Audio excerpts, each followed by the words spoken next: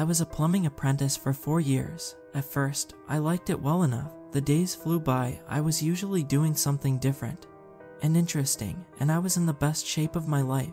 Mostly, I did new construction, with the occasional dabble into commercial service during the lulls between projects. Service was actually the worst. There was one incident where I worked 2 days back-to-back, 19 and 21-hour shifts to finish the sink reno before September's long weekend. The surreal thing about those long overnight hauls was that as a construction worker, you were meant to be a ghost. Nobody was to see you, nobody was to hear you, and you sure as hell weren't allowed to leave any trace once you were done.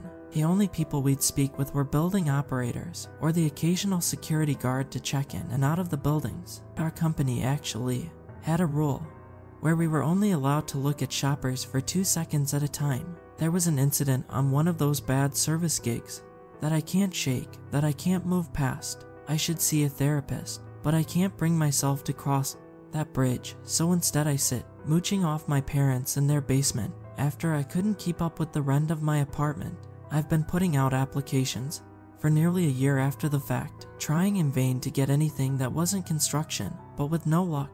My parents are on me about getting back into trades. The money was fantastic after all, but I can't. Every time they push me, I tell them the same things. I'm worried about the silica dust, and I don't want to be crippled by 60. Technically, these are both true, but not the truth. Like I said, I'm not willing to talk about this sort of thing with a shrink, or my parents, or even my girlfriend at the time. But maybe I can manage to get this weight off my chest with the anonymity of Reddit. I have to try, anyway. Bear with me, I'll try to keep the ranting to a minimum. For a while, I was working at an Amazon data center. It was a decent site, apart from the 50-minute drive to work and the gung-ho drywallers. Unrelated, but interesting factoid about this data center was that Amazon built it using a shell company based out of Quebec. They had the wildest specifications I've ever seen in my life. I'm talking platinum-lined hot water tanks that took legitimately 4 months to ship. There were at least a dozen updated versions of the blueprints, and we'd have to tear out pipe that we installed months ago to adjust to the latest drawings. It was during one of these changes that the mechanical division of the site was stripped down to a skeleton crew for a month. Me and another apprentice, a 4th year we'll call Dave, were sent to work under a notoriously poor foreman who exclusively ran crappy jobs. No pun intended. I'd worked with Dave previously. I remember the guys hazing him about his teeth, which had a handful of silver caps. They used to call it his grill. The foreman had this job set up at the largest mall in the city. Some of the drainage in the crawl space beneath the food court had corroded to paper thinness, and they decided that they wanted to convert the entire system from cast iron pipes to longer lasting XFR. I met Dave there on the first night as the most senior apprentice. He'd be in charge. There was another guy with him. I'm not sure if he bothered getting indentured or not. We'll call him Siak. I'd worked with Siak before on a maintenance gig at an Amazon distribution center. Every night, starting at 10 p.m., we'd put our tools and material in an unused storefront that had been gutted, but never repurposed. It was sectioned off with construction fencing inside one of the mall entrances and was accessible through a similarly cordoned off exterior entrance. Security never locked this particular entrance, though I don't know if it was to give us access to the mall or out of sheer compliant laziness. The place we set up shop was a TD Bank in another life. After completing our first walk around of the bank, we were thoroughly unimpressed. The Tic-Tac office cubbies were still full of stacked chairs and desks, but covered in a blanket of dust. There were 2 rooms with shattered glass panels that had clearly been slept in. Broken needles and bundles of filthy rags plugged the corners of these rooms like filthy nests, and they stayed vacant for the entire month we were there. No idea what happened to the folks who slept there. The only saving grace was that I had the chance to take a look at the huge vault door that they'd left hanging open. So, I guess all in all the experience evens out. Once we'd stored our tools, we headed to the security office to check in for the night and meet with the building operator who had organized the job in question. The guy was nice enough, and checking in with security killed a good 20 minutes of the night due to the meandering guards. Afterward, we took an elevator up to the food court on the 2nd floor, and he walked us into an employees-only area between a Thai Express and a KFC. Behind the storefronts was a long, narrow corridor with doors that accessed 5 or 6 of the restaurants from the rear. Overnight, the mall shut off the main lights and left on these auxiliary fluorescents that only gave off enough light to keep a janitor from an easy legal settlement. There were 2 access panels. In the hallway, they were around 18 inches square and made of this bent steel plate that we had to pry up with a flathead. On top of the 2 entrances in the hallway, there were also access panels in Thai Express and KFC. After the building operator was done showing us all the spots where we could get beneath the food court, he left us to our work. We grabbed our tools and hauled the XFR pipe, fittings, and glue upstairs to the hallway that we'd be living in for the next month. When we actually pried open these hatches, we weren't impressed, Dave in particular. What you should know about Dave is that he was a dramatic guy, prone to bouts of pessimism and grumbling. I'm embarrassed to say that we sometimes joked about me being his suicide watch on job sites. The hatches revealed a step down that would bring the hallway floor up to our hips, but one in particular was half obstructed by a steel beam that cut right through the center of it. We had to squeeze past the beam onto our knees, then crawl backward in order to actually get down onto our bellies. Between the structural beams, the space was okay, allowing you to scoot along on your hands and knees if you minded your back, but to get between these spaces, you needed to squirm beneath the beams, which we measured to be anywhere between a 12 and 8-inch gap, depending on which one we tried to get under. By exhaling and wiggling my way through, I could just manage to squeeze through a 10-inch gap. This was good news, because that meant we couldn't actually access a quarter of the space, meaning we didn't have to swap those pipes out. The thing about these holes is, technically speaking, they qualified as a confined space, which none of us were trained to work inside. If you aren't familiar, a confined space is an area with limited ability to move in and out. The foreman in charge got around this by calling it an interstitial space, a term which I'd never heard before. All I knew is that crawling into that dark, filthy crawl space was the last thing I ever wanted to do. The dread I felt peering into that hole is difficult to properly explain. Like, subconsciously, I knew that no matter what term they used to define that hole, I wanted nothing to do with it. Dave had a habit of calling things like this ignorant, which I don't think is quite the right term, but I agreed with the sentiment. To make things worse, a few members of the night staff were creepy as hell. There was this one guy in particular that kept trying to climb into the hole with us, like we physically had to stop him from diving in.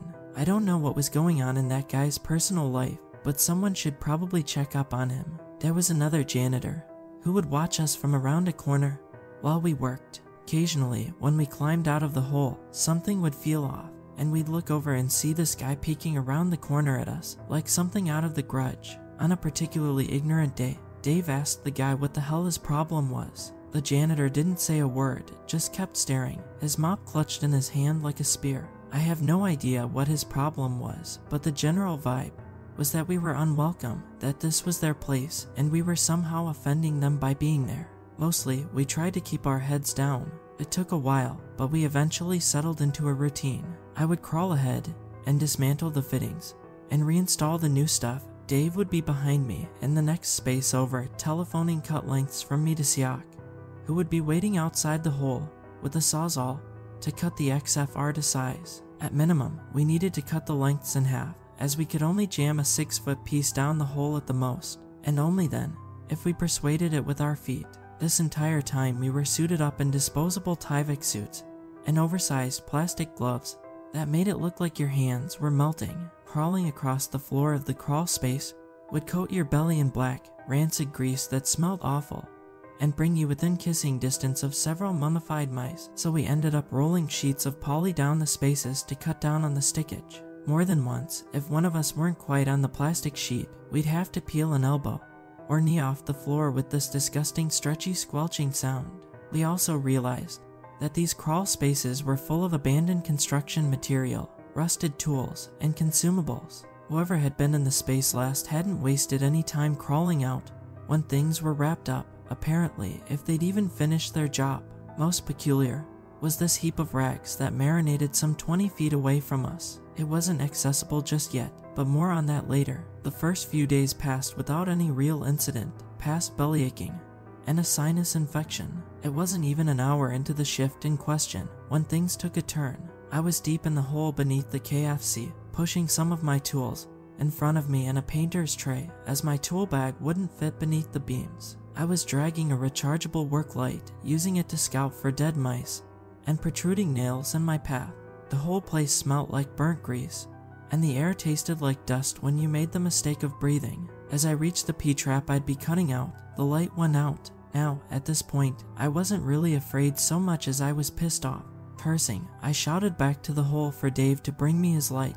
The strangest thing was that the battery indicator told me that the light had a full charge, but for whatever reason it wouldn't turn back on, no matter how angrily I pressed the switch. I laid there in the dark, like a corpse in a coffin, on my back, hands clasped on my stomach as I waited for the replacement light. I was uneasy in an irrational way. There was an undeniable shiver creeping into my bones, the type you get when you have a fever, when you're lying there soaked through in your own sweat, and your body feels wrong.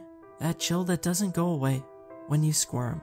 Beneath the blankets, there was a sound, like the muffled sigh of laundry being slowly poured from a hamper. My skin was prickling with goosebumps, and my breath caught somewhere in my chest. I felt that same offness that I felt when I could sense the peeking janitor was nearby but hadn't yet been seen. The offness of being observed. The smell had taken to the air like decaying meat. I could hear a wet shuffling, the same sound I heard when we crawled around, and breathing, like the panting of a dog in heat. I don't know what sort of yelp or shout I made, but I do remember it sticking in my throat on the way out. I felt like I'd been doused in ice-cold water. The sharp twist of fear shot from my heart to my boys, who puckered so hard that for one long second I may have been an innie instead of an outie. Light flooded the crawl space from the panel as Dave lowered himself into the hole with a dramatic groan. As the light washed over me, I could see that apart from Dave, I was alone. When I borrowed the light from him, I remember craning my neck, trying to peer beneath the beams into the adjacent spaces.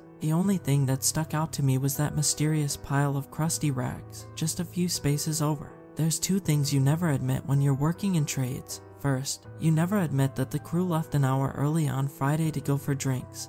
Second, you never admit that you're afraid. When Dave quizzed me on the shout, I lied through my teeth. I wish I could go back and confess the truth, but we're way past that point now. Too little, too late. Now that I was hyper alert, I kept a wary eye on the rag pile while I worked and kept my hand sledge with me at all times. I became aware of this feeling in this space that I'd overlooked before. It felt like disdain, or maybe irritation. The closest feeling I can think to compare it to is when you're walking on eggshells around someone with a temper. The feeling that one wrong move could set off the powder keg. A few hours after what I'm going to tentatively call my first encounter with the entity, I was beginning to try to rationalize the experience. In my head, I remember sitting on a broken milk crate in that hallway, drinking one of those monsters that came in that canister-looking container, trying to process what it is that happened.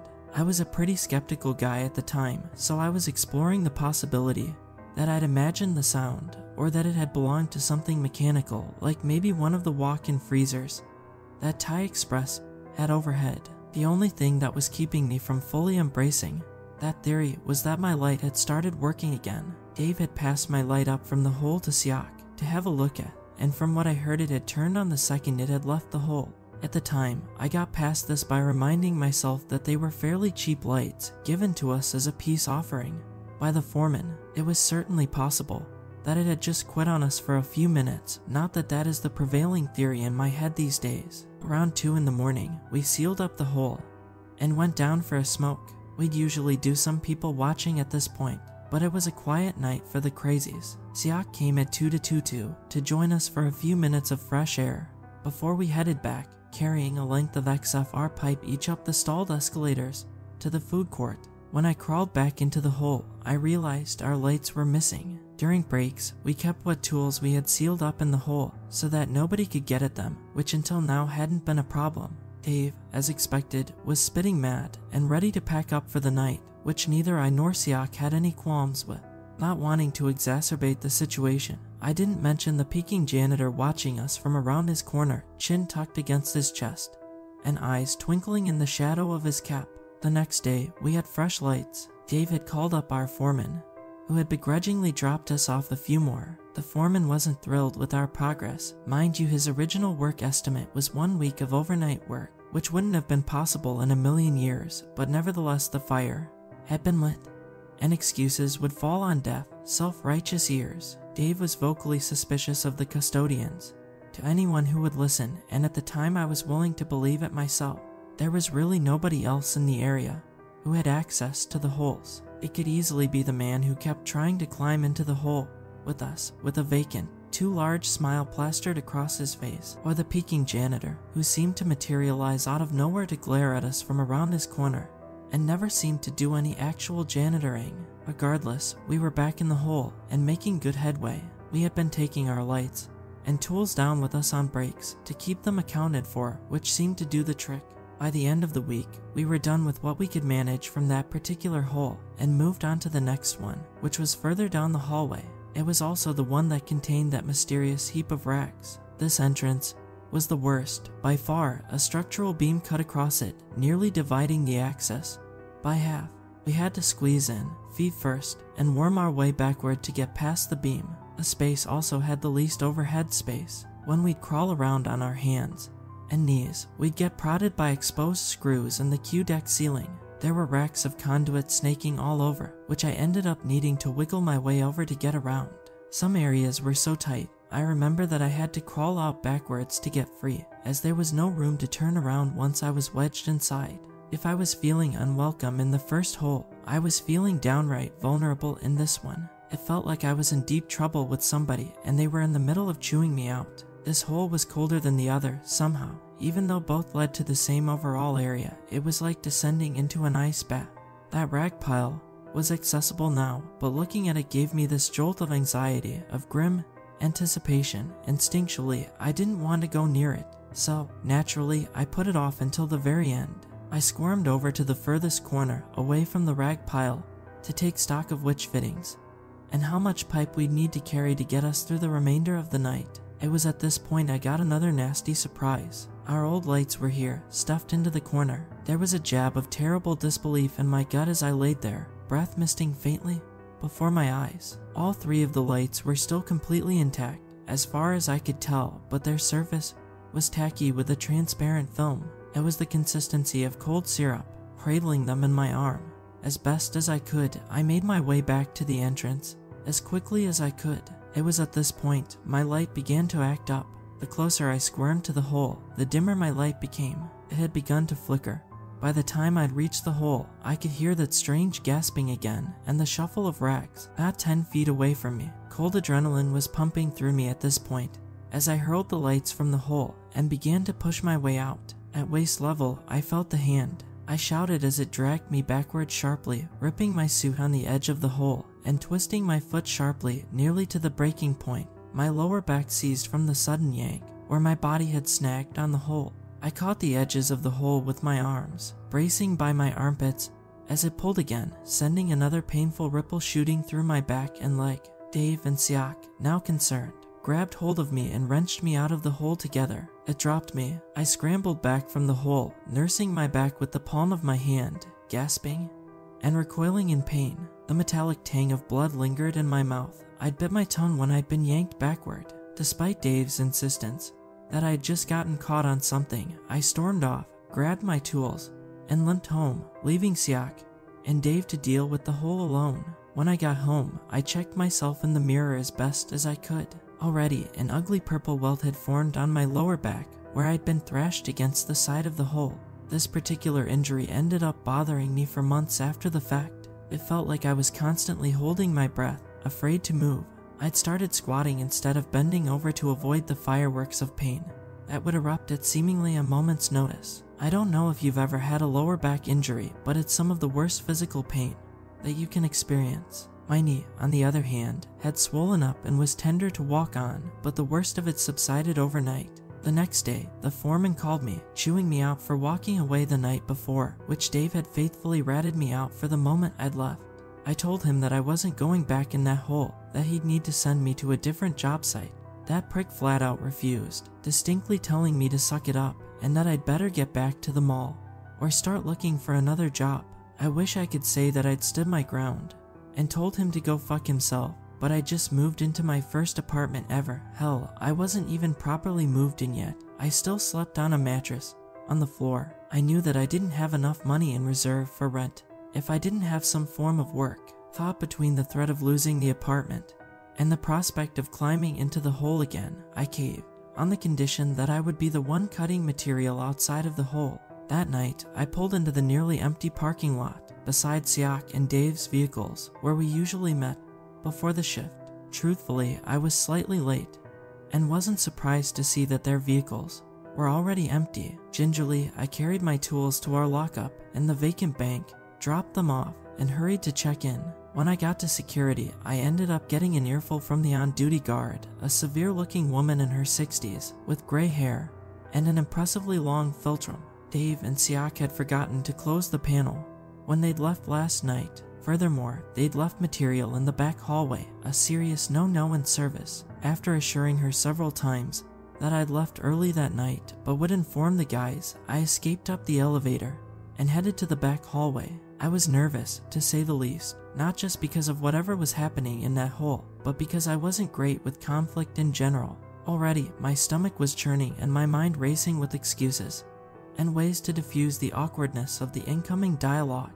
I settled on breaking the ice with a good-natured jab about them leaving their tools out, although I'm sure Dave already had gotten an earful from our foreman after he'd gotten home. The good thing about Dave was that he cooled off quickly. Siak, on the other hand, didn't care to begin with.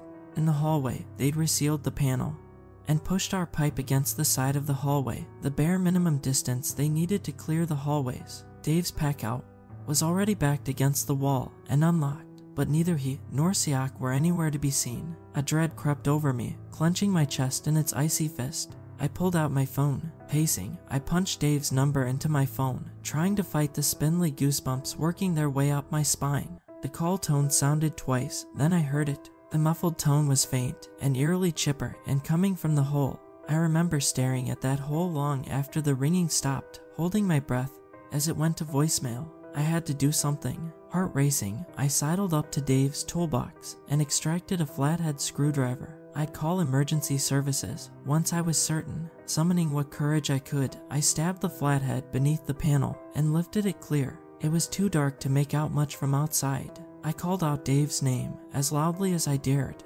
Moments passed at a snail's pace, and just as relief started to flood through me, I heard Dave's blood-curdling howl. I still hear it sometimes, as if it's a part of me now. Help, I'm stuck, I'm stuck. Dave's voice was pained and frantic, as if he were fighting back tears. It scared the hell out of me. Every instinct was screaming at me, begging me to stay away from the hole, to run as far as I could and never look back, but I couldn't leave him there. If it were me stuck in the hole, I'd want to get out ASAP. There was no telling how long he'd been down there, maybe since last night. At that moment, all reason flooded out of me like a glass of prune juice. If I hadn't made this one decision, I'd still probably be able to sleep at night.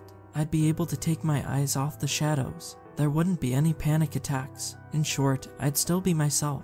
But I made the choice to go in after Dave. I squeezed into the hole, gasping as my back protested the maneuver, holding the flathead close, like a dagger. The flashlight on my phone wasn't great, but it was enough to work with. Swiveling it around, I scanned the crawl space, pulse pounding in my ears. That unwelcoming aura was back, and it poured over me as I searched for my Dave or Siak. Dave, where are you? I called out, starting at the sputter of my own voice. Help. I jumped. The voice felt distant, oddly distant in the crawl space, so I made the split-second decision to make my way over to the ominous pile of rags as quickly as I could, as it was the only thing large enough to keep Dave or Siak out of my line of sight. I felt like I was army crawling across a field of molasses. The grease pulled at my clothes and clung to the skin of my wrists like oil paint on canvas. The crawl to the pile felt like a heartbeat. The adrenaline spurred me beneath the narrow structural beams quicker than I'd ever managed before, and I was soaked in sweat and grease by the time I reached it, gagging as the smell overwhelmed my senses, fighting the overwhelming urge to vomit as the saliva thickened in my mouth like paste. Trembling, I started to claw through the pile of rags. Now, at this point I knew it wasn't a pile of rags, it was a pile of clothes that were matted down into a stiff, malignant mass that held their shape as I peeled them off. Despite being saturated with grease, I felt my fingers brush against something hard inside the pile. Pinching it, I wrenched the object free and examined it under the dim light from my phone. It was a tooth, still tacky with blood and capped with silver. Dave's tooth. I threw up. My body shuddered as I vomited again. and again spilling my stomach's contents over that pile of rags, my back curling like a cat. I could feel my stomach acid spill into my throat, burning me, choking me to the point of tears, and flooding out and down my face. "Help, I'm stuck, I'm stuck." It grabbed me roughly by the boots and yanked me hard away from the rags, helped by the wet layer of grease coating the ground. By some miracle, I got jammed beneath a structural beam that I was too big to fit beneath. It pulled me relentlessly, and as I managed a hoarse scream that's tone soured in my throat, my chest fell and slipped me inch by inch further beneath the beam, wrenching the breath from my lungs. My head was spinning. I couldn't draw a breath, and I flailed my feet frantically, kicking and pushing with everything I had, eyes cloudy with tears. The excited breathing returned. I could hear the giddy thing, barely able to contain itself. There was a sharp croak as my feet slipped from my work boots, and the thing was thrown backward. Wrapping my hands around a P-trap, I yanked with all my might, worming myself out of the gap, kicking my knees frantically into the ground for traction. There was a snap as the pipe broke, spraying me with cold chunks of black decomposed food.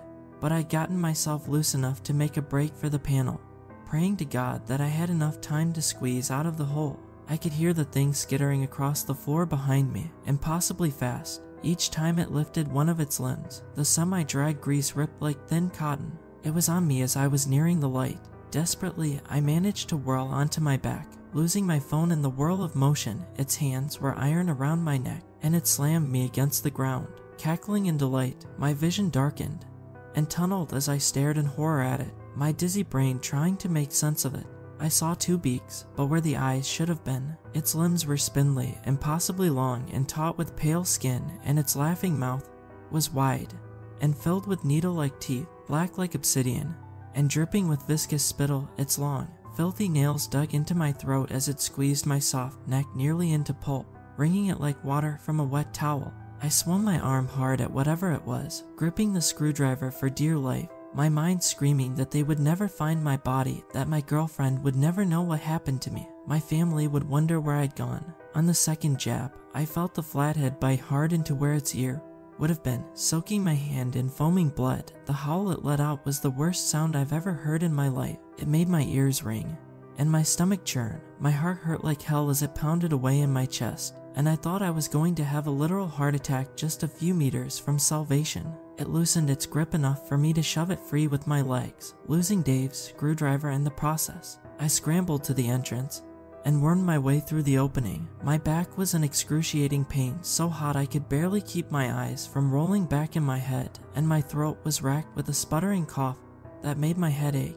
As I clambered out, I realized I wasn't covered in grease like I'd thought. I was covered in blood. A hand shot out the hole, swinging, grabbing and searching for me, the thing pressing itself hard against the opening in pursuit. I was on my feet in a heartbeat, racing for the exit by the dim auxiliary lighting, listening to the thing pry itself from the hatch behind me, screaming furiously at me as I pushed my way through the swinging doors, slipping on the blood coating the bottom of my bare socks, and nearly losing my footing in what would have been a fatal fall. The doors burst open again behind me, punctuated by the hyena-esque laughter as it pursued, on all fours from the sounds of it, its long nails scrabbling against the tiles of the food court like a charging wolf, skittering and sliding with its impossible gangly long limbs. Its breath was ragged, seeping with fury, with hunger. As I reached the escalators, I barreled down, nearly spilling down in my haste. I heard it hesitate at the top before charging after me. I could smell its rancid scent bearing down on me.